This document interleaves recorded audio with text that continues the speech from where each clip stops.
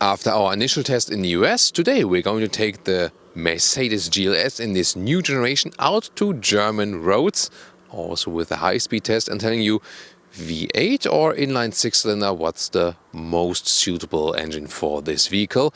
And as you know, all in exterior, interior and the driving experience, with Thomas here for you reporting on the GLS. Enjoy everything in full HD, full screen and full length. Let's go.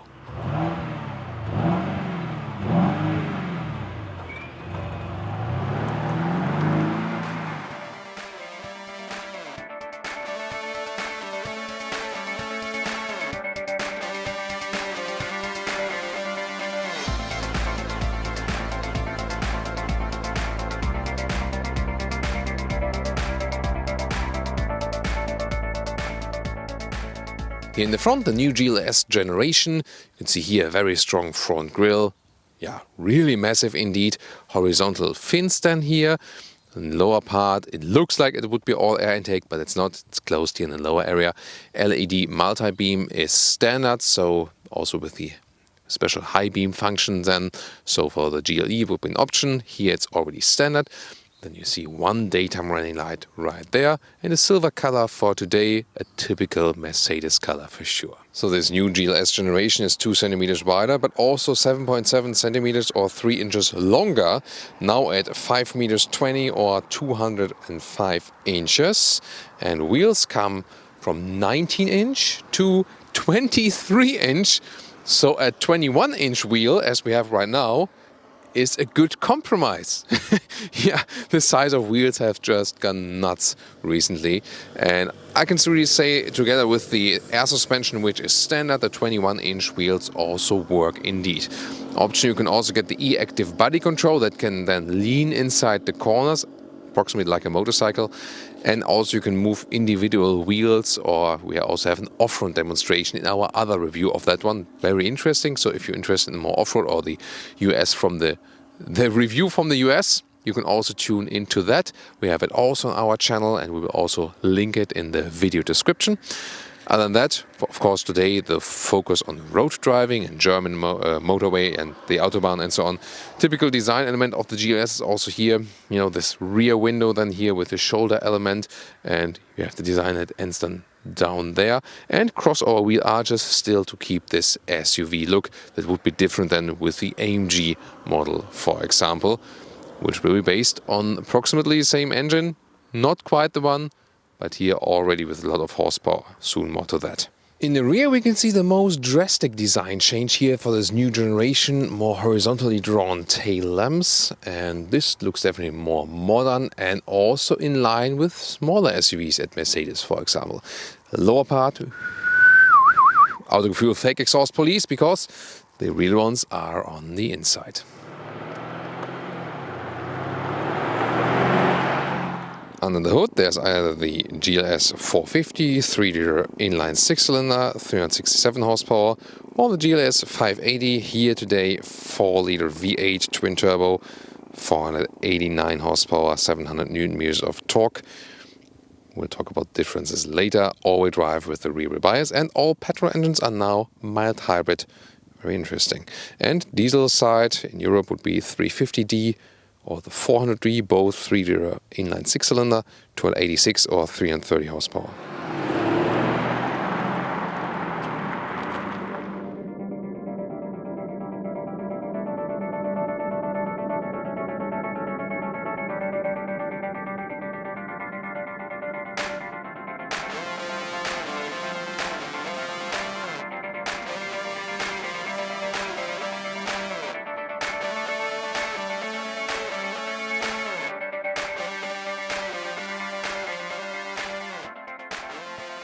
This is the car key, pretty elegant and also light.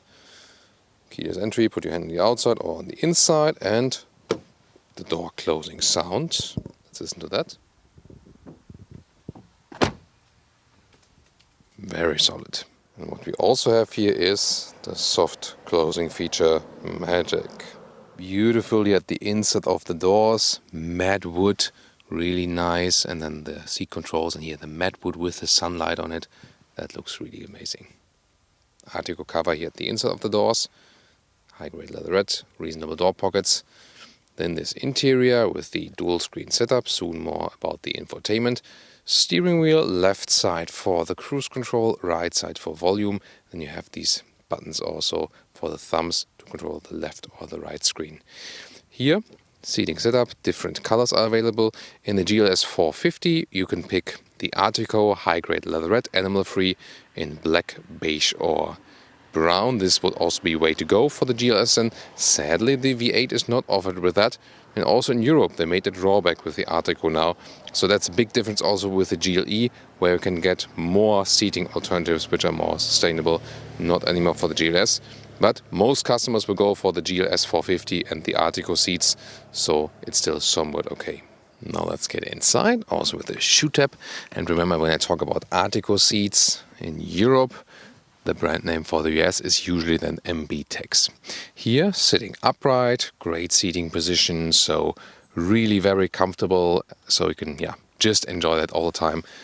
1.86 m or 6'1", still enough headroom. This is equipped with the small glass roof right there. Well, small, nothing with this vehicle is really small, but I mean, they have bigger panoramic roofs also for these kinds of vehicles, definitely. But still leave some nice light inside, and you can also drive with that quite fast, so like 100 kilometers or 60 miles an hour is actually possible also then without like too much wind turbulences. Steering wheel up and down, in and out, electric function, and also electric control for the seats here at the inside of the doors. So doing that while reviewing is always a little bit unpractical or impractical, but you get the idea definitely, and here you are, of course, king of the road. Welcome to this interior with a very central setup and 12.3 inch. 2 times these screens form one unit, and then matte wood right here. You also have this matte wood area right here. Really like that. Very central setup. Cannot stress enough. Here it becomes red when you put it on the warmer, blue on a colder temperature. The ambient light, you can also see it while we are on the motorway in the tunnel. This will be very interesting for sure. Then the steering wheel again with a good compact size. Soon more details to each of these screens. Then in the lower part you can slide this one open, have the USB connections 2 times to the smartphone, also inductive charging, but Apple CarPlay and Android Auto work via cable anyway. Cup holders here. They're adaptive and also cooled or heated on demand. That's a nice functionality. Not new, but still good to have it. Then you have this touchpad where you can also control the infotainment system, or you do that with your right thumb on the right or left thumb for the left screen. You have also some hotkeys, and then you can stiffen up the suspension or also put the air suspension higher or lower on demand, but that's also connected to the driving modes. And then you have this middle armrest. You can open it like this, and then you have the USB-C connectors right there and some cubbyhole. There is this, heating, for example, for the armrest, but on the left side, for left arm, it works well. But then here, where the handles are, this is a hardback area, and this is where your elbow would be.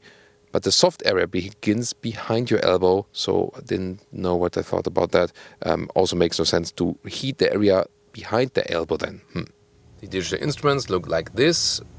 Actually quite nice as for the resolution and also for the overview. You can change also the individual contents left and right and so on. And then you also can change the whole styling if you like. So for example here we go to some sports gauges.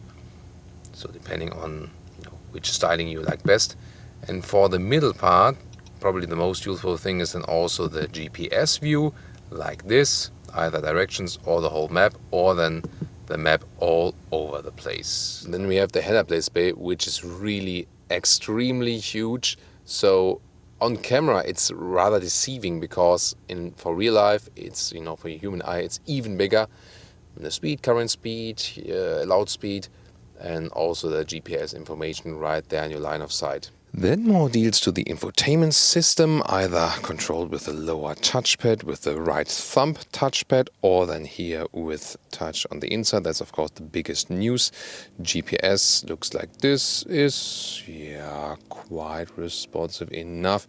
Here the BMW GPS system also is a little bit more responsive. Hey Mercedes, drive me to Berlin. So GPS input would be also the most usable function here for the new MBUX system. but you can also, of course, do more things with that.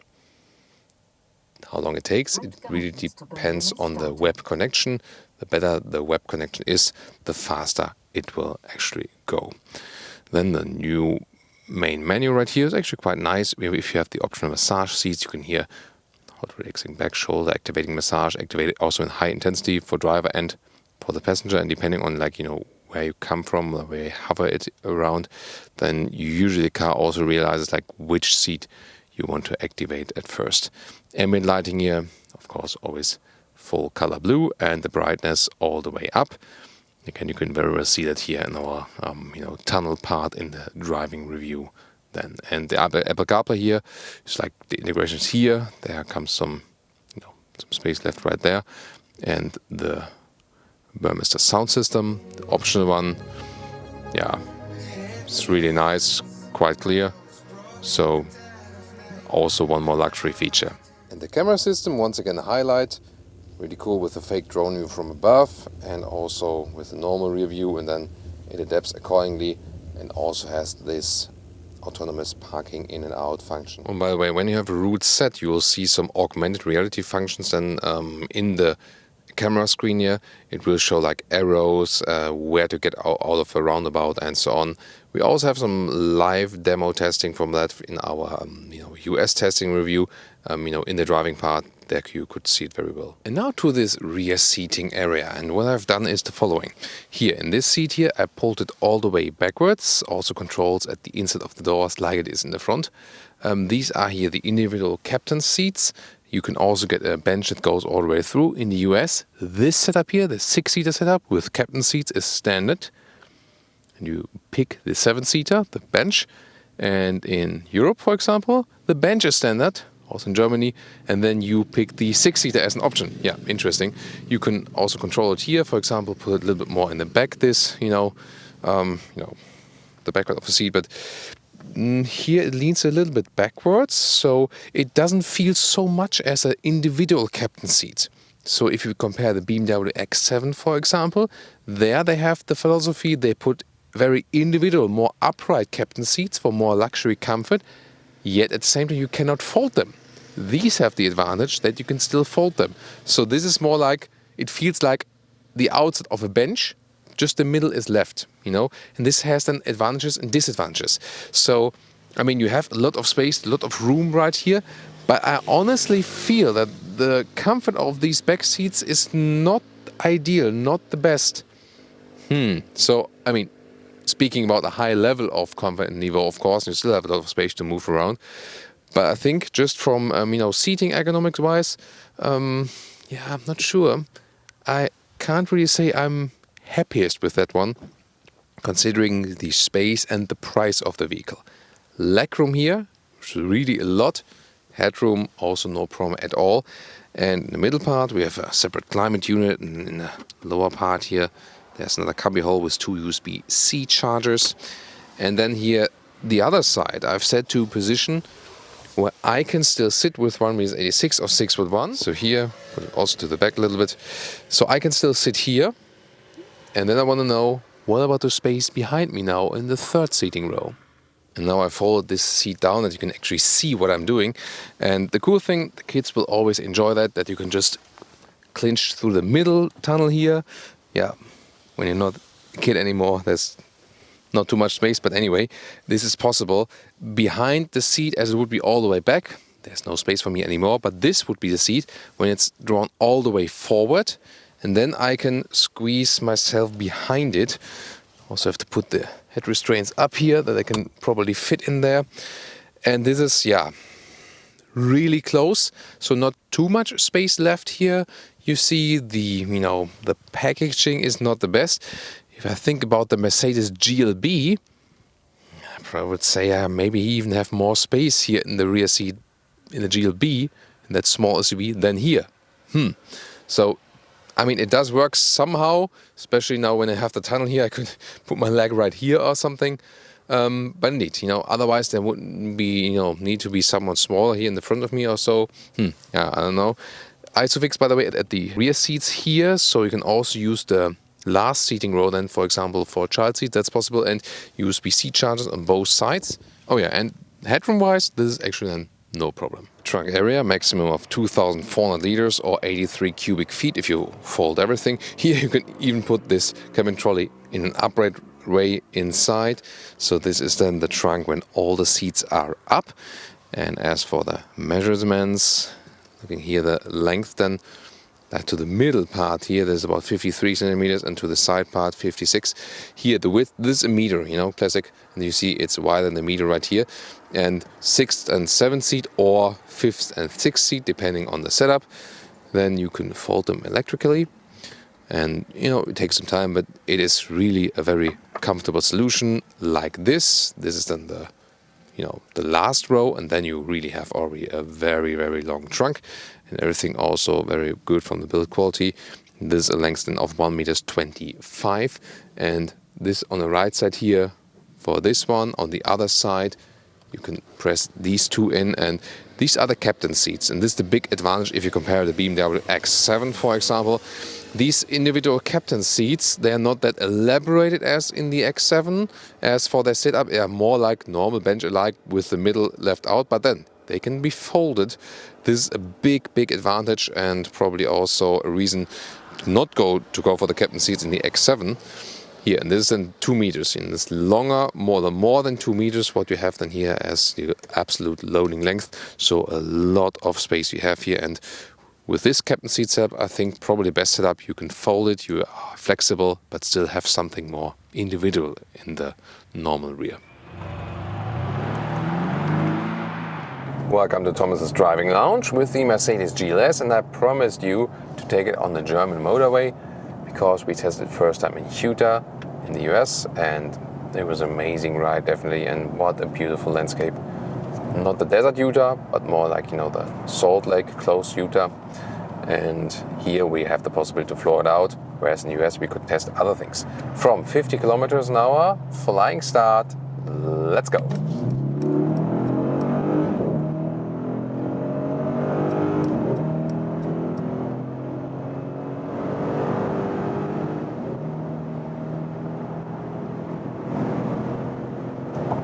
Plop, that's 200 kilometers an hour or 125 miles per hour. Yeah, switching a lane is not a good idea then when such a GLS tank is approaching.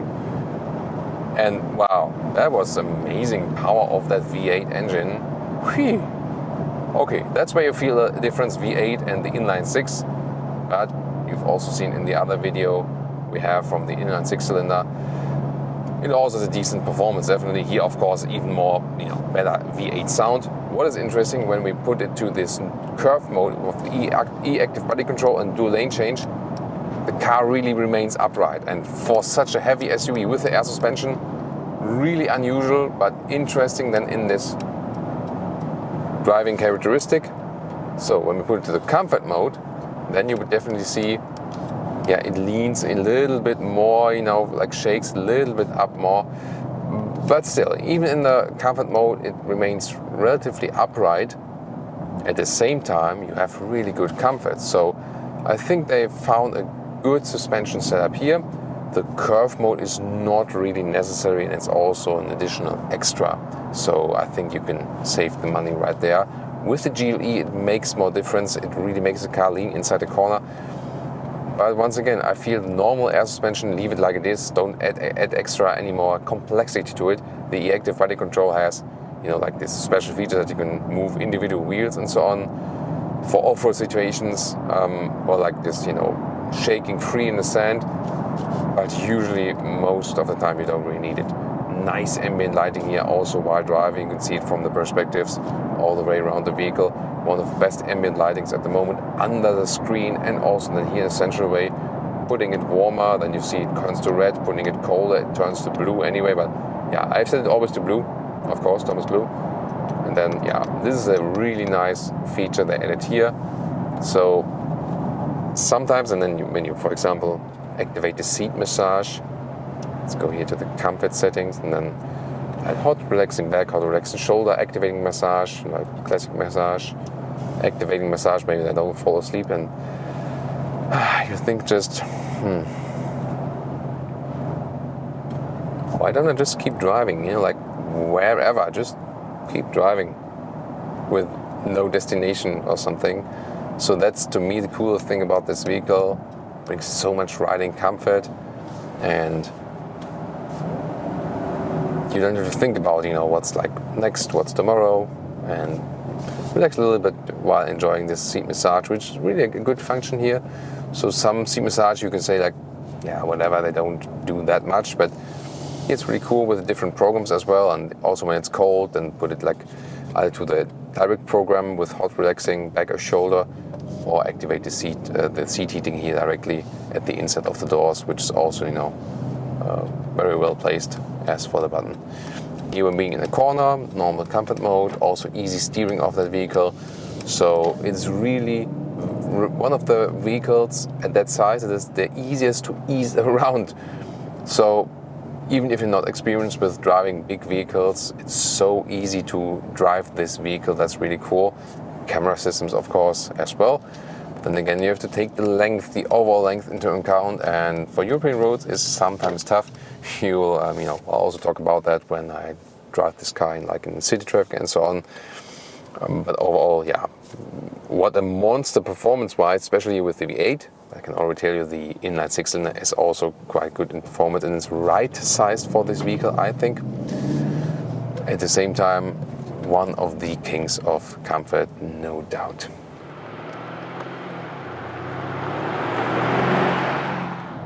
And one more time, while I still enjoy the activating massage, comfort to sport, then to sport plus mode, RPMs are turned up higher, gears are already lower, and when we are already at speed, 1 kilometers an hour, let's put this rolling activating massage once again to speed. Let's go.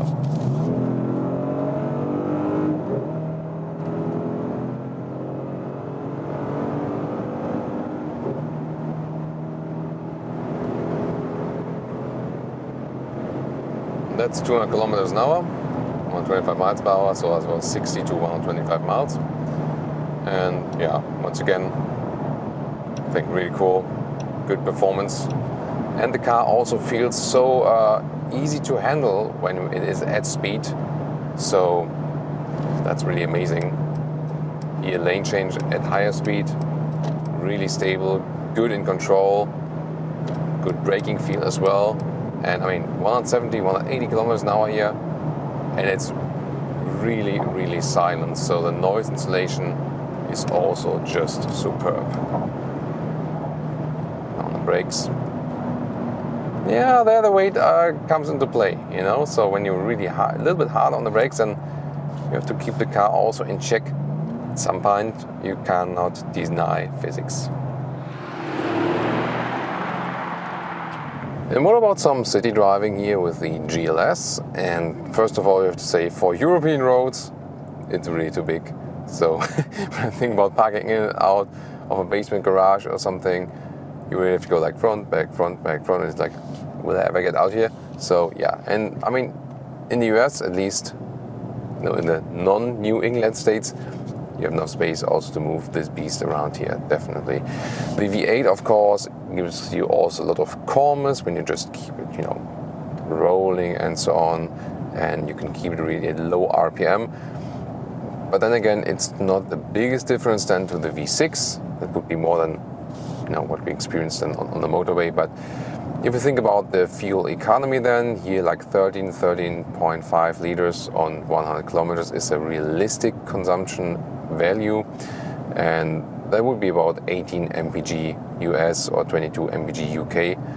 And if you then think about that, the 6-cylinder is quite efficient, and you can rather drive it with 9 to 10 liters on 100 kilometers, so about like 6-7 miles per gallon more. Yeah, and also the extra price, like more than 20,000 euros or dollars more for the 8-cylinder. Of course, the 8-cylinder is fun to drive, yes, but the 6-cylinder also brings less weight and has also good performance and, as I said, better economy. So, and then if you think about the extra price, and also that only in the 450 at the moment you can get the 3-color Artico seats from Works, I think the choice is quite clear then that the 6-cylinder is the more clever choice. Here these different suspension modes, comfort of course with the air suspension, really comfortable like that. The special curve mode, once again, when being in the city, it's not, for my feeling, not as, extremely tuned like in the GLE. The GLE leans more inside the corner, and I'll talk to the engineers and they did that intentionally. So the GLS does not give you this super leaning in the corner feeling. It's more that the car just stays upright and you don't feel it's leaning to the outside. But it feels a little bit more responsive by that. But honestly, I would rather have put this car with the rear axle steering. That would have made turning circle and also like parking in and out easier. So I would prefer the rear axle steering over this curve mode where the car is leaning into the corner, I think.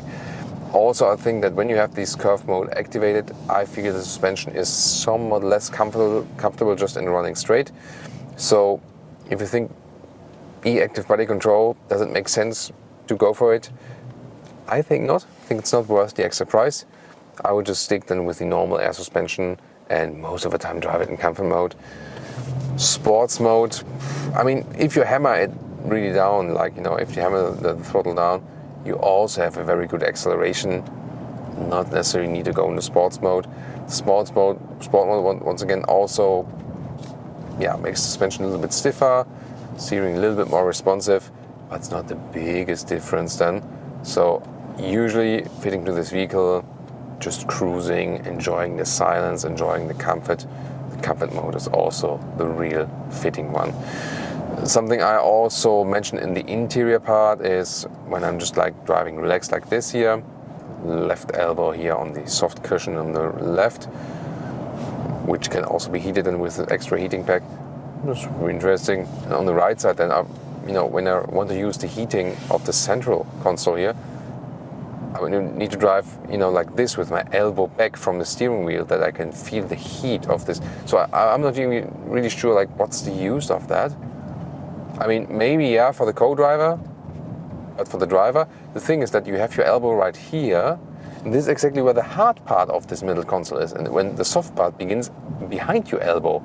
So that's a little bit of a interior miscalculation as for the ergonomics or so. Yeah, I think we can easily live with that. Comfortable air suspension, good comfort also when the road is bumpy. Steering is really soft, as you can see here, not too progressive as we know from Mercedes, so you have to steer more than with the Volkswagen AG vehicles or with BMW. It's not necessarily good or bad. I found it progressive better, but that's my personal opinion.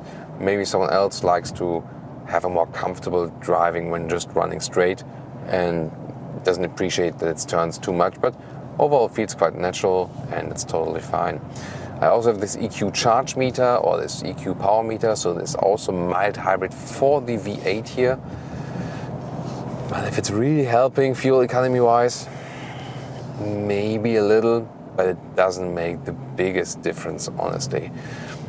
Other than that, considering it's a huge vehicle, it's still fun to drive it also in, in normal street traffic and so on, because it gives you this very sovereign feeling. And if I now compare it to the all-new Mercedes S-Class here, when you also decide between GLS and S-Class, this MBUX infotainment system with this, version as it is right here, and also the control input on the steering wheel and so on, this has still the non-capacitive steering wheel, with the real buttons. I found this car so much easier to handle than the all-new S-Class, which, you more feel like being driven by the car.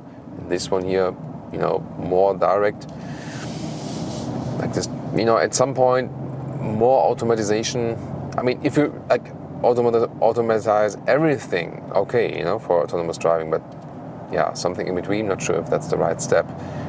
Another 50 to 90. About that. Yeah. That's where the V8 comes handy, but once again, the inline 6-cylinder is also a very nice engine, and especially in the US I've scored so great consumption figures with it. Must have been the missing particle filter thing as well.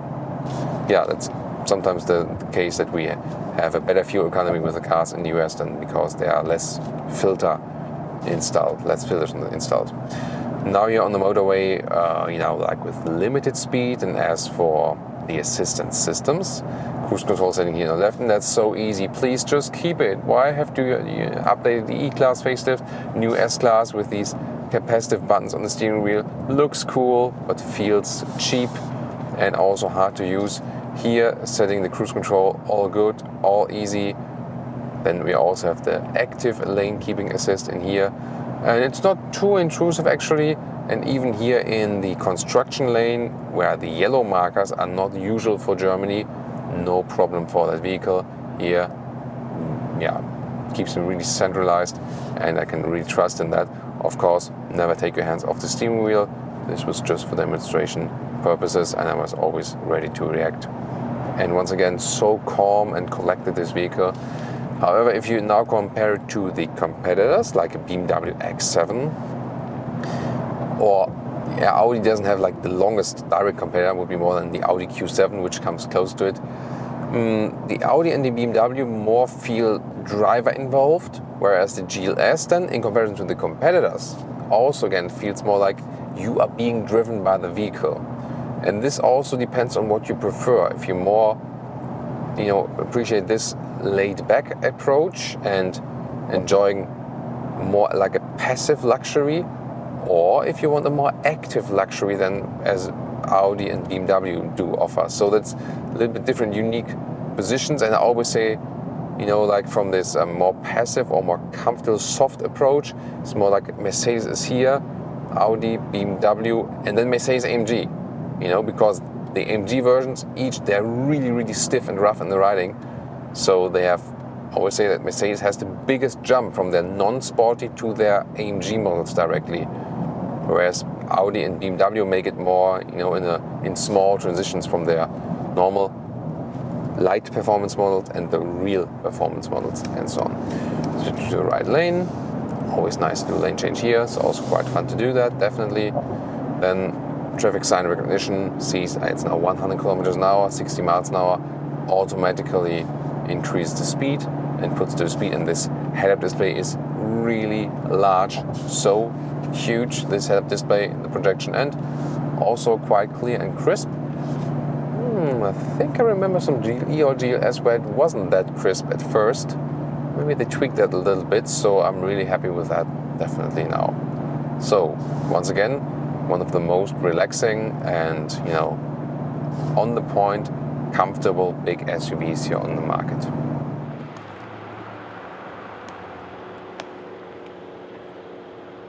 And now to our conclusion for today with the Mercedes GLS in this new generation. More elegant and sporty look, I think, here, definitely with the new headlamps and so on. Stronger front grille even.